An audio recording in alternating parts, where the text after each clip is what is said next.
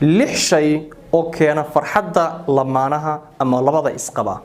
qodobka koowaad oo ah in la isku mahadceliyo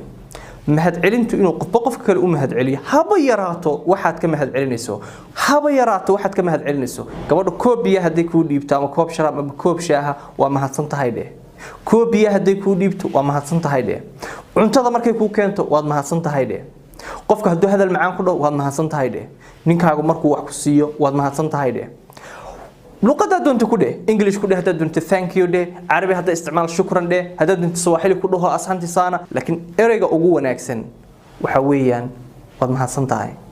mahadsanid adoo waliba ku daraya smile yar ama maxaa la yiraahdaa